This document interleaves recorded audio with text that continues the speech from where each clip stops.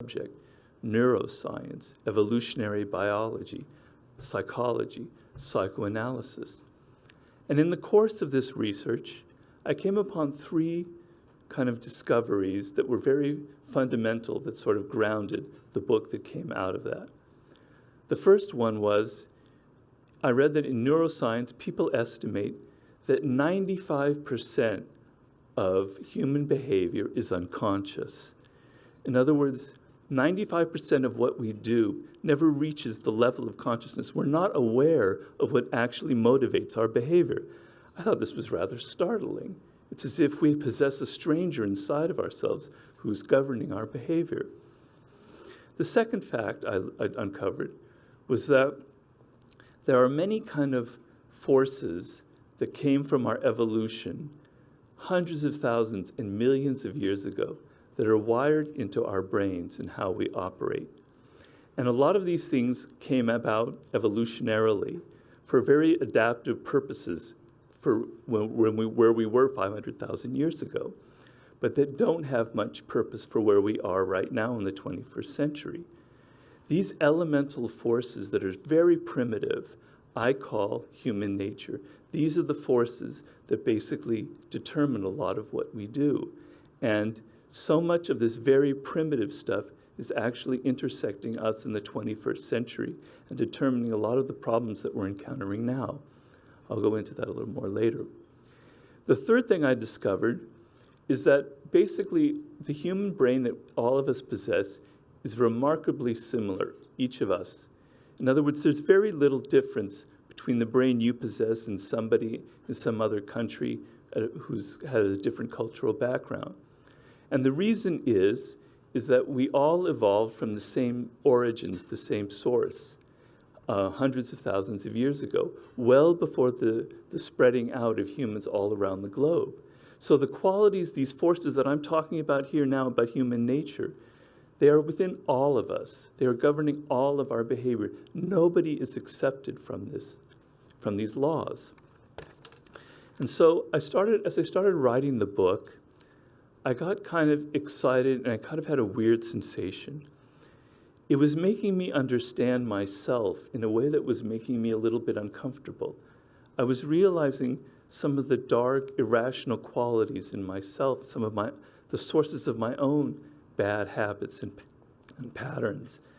It was also making me very aware of the things that I was observing in the people around me. And I started to sense that there's incredible power in this knowledge, that it can help me break these habits and it can help me get along with people on a much higher level. But also, more importantly, at the time that I was writing this book, a lot of strange things were going on. There was the Bitcoin craze. There was the whole transformation of social media into this giant feeding ground for trolls, etc., and all the stuff that we've seen happening in social media. A new president was elected, and that was a very strange experience, and all the things that were going on around that, and the kind of tribalism in our politics and the heated nature of it. And I thought, what I was uncovering in this stuff about human nature is explaining, in many ways, all of the stuff that I was witnessing. And I had this metaphor that I included in the introduction to the book that came to me.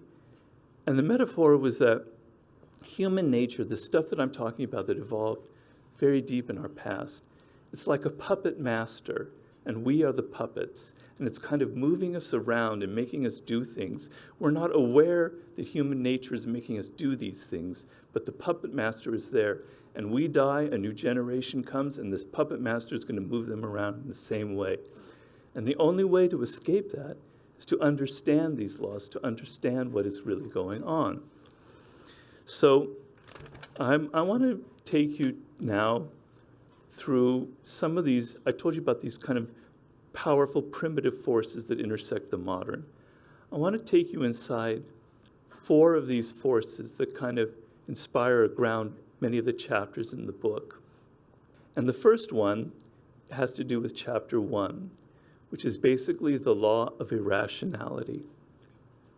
And the point of this chapter is that we like to think of ourselves as these rational, thinking, very strategic creatures, when in point of fact, we humans are deeply irrational.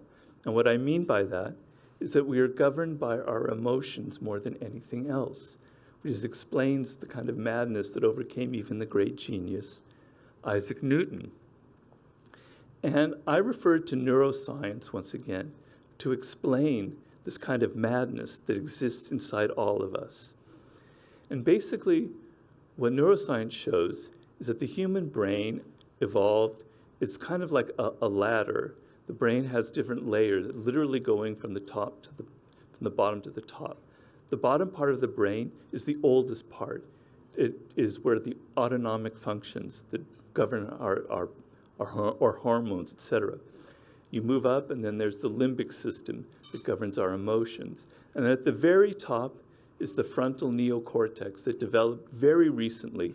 It's where our language and our reasoning powers came from. And what this means is that these two parts of the brain, emotions and reasoning, are not in the same area. They're separated by other layers, and they don't communicate with each other. Now, this is a very powerful idea that I think we all need to understand. So emotions are a very, very ancient system. Reptiles have a fear response. So this is something that goes back millions and millions, hundreds of millions of years. And basically, emotions originate as a kind of hormonal and nerve signal that is sent to the brain. And these signals are much stronger than any of the signals that the frontal cortex sends. And what that means is emotions consume so much more of our attention than any kind of thought. They grab our attention more because they're involving these very powerful physical forces. The other thing that comes from this is that because they're in two different parts of the brain, we don't really have access to our emotions. So it's very hard for us to put our feelings into words.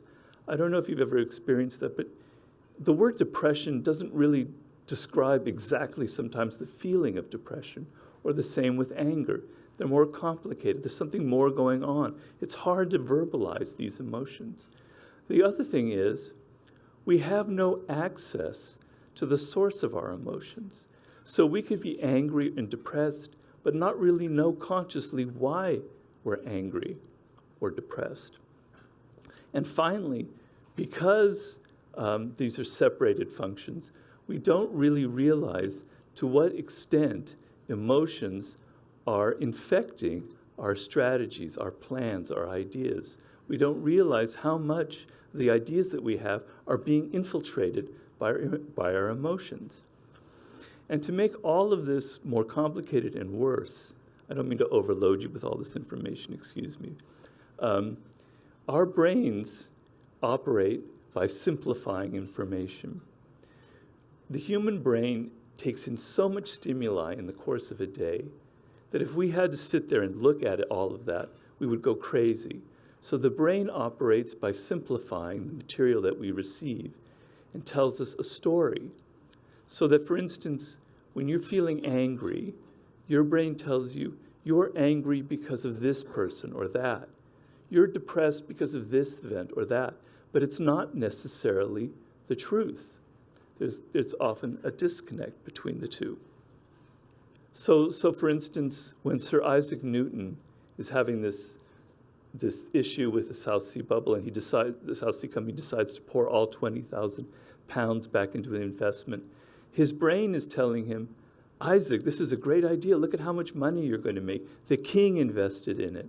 People are making fortunes. It's a rational decision. Whereas in fact, what was really motivating him was sheer greed. But the brain wasn't telling him that. And I ask you to think of the possibility this could be happening to you.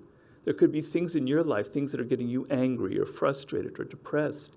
And there could be something very much rooted in the first 3 or 4 years of your life that you have no idea about, but is actually motivating your behavior in the present.